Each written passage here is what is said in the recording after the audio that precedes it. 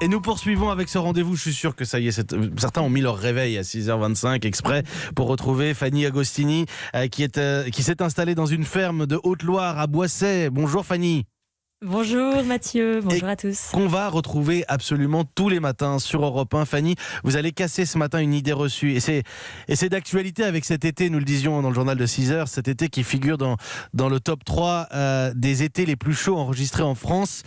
Alors que parallèlement l'Amazonie brûle, il y a des questions climatiques majeures. Fanny, vous nous dites, et là ça va faire sourire quelques auditeurs, j'en suis sûr.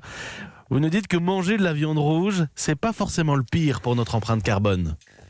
Oui Mathieu, c'est ce qu'on nous rabâche à longueur de temps. Alors j'ai bien conscience que c'est un sujet épineux, je vais m'aventurer sur un sujet sensible, mais tant pis, je vais mettre les pieds dans le plat pour vous parler d'alimentation, car je crois qu'il est important de comprendre notre système alimentaire pour bien connaître les répercussions réelles sur le climat.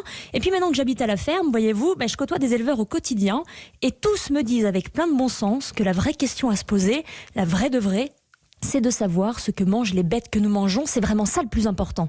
Une vache qui mange de l'herbe contre une vache qui mange des céréales venues des pays de l'autre côté de l'Atlantique, par exemple. C'est tout à fait. Prenez par exemple une vache salaire ou une brune des Alpes, peu importe, pourvu qu'elle ait de la place, qu'elle dispose de plus d'1 hectare d'herbe. Eh bien, cette vache-là ne va pas stresser, elle n'aura pas de troubles digestifs liés à une alimentation trop riche et déséquilibrée, comme l'ont bien souvent les vaches qui sont enfermées et qui sont principalement alimentées avec des céréales.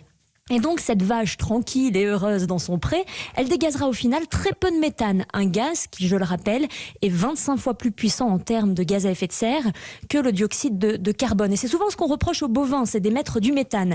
Alors cette vache, très peu de méthane, et en prime, notre vache d'extérieur favorisera, en broutant la prairie, la séquestration du CO2 atmosphérique dans le sol, et cela en très grande quantité, de l'ordre de 0,7 tonnes par an et par hectare, car quand une vache broute, c'est automatique, elle active la repousse de l'herbe derrière elle, l'herbe qui utilise du carbone pour sa photosynthèse. Ça vous rappelle peut-être quelque chose, Mathieu ? Oui, on est quand même à l'école primaire là. Oui, la photosynthèse, tout simplement. Mais pour le dire autrement, l'élevage, pas n'importe lequel, l'élevage au grand air des bovins permet de capter du carbone, et ça, ce n'est pas négatif pour le climat. Alors qu'à contrario, et c'est peut-être contre-intuitif, un poulet peut avoir une très forte empreinte carbone puisqu'il mange des graines. C'est un granivore, des graines qu'il faut acheminer du bout du monde, dans 90% des cas, car vous le savez Mathieu, la France n'est pas du tout en autonomie à ce niveau-là. D'un mot, Fanny Agostini, est-ce que ça veut dire qu'on peut y aller sans modération sur la viande rouge, sur la côte de bœuf, attention, ne me faites pas dire ce que je n'ai pas dit. Voilà.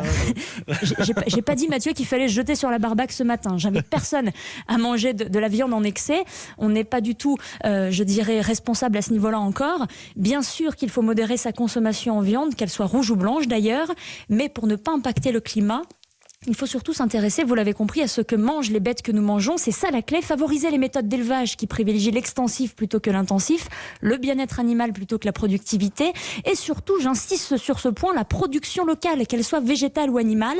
Je peux vous dire que si on relocalise notre système alimentaire, on aura déjà réglé un gros morceau du problème. Merci beaucoup Fanny Agostini.